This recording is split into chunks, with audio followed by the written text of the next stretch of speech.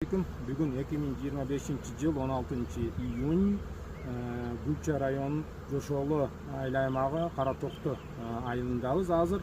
Мына арыларыбызды көчүрүп келдик. Аллага шүгүр. Эми мына бир катар ревизия кылып атабыз. Силерге бирге бөлүшөбүз. Мына жакындатсам.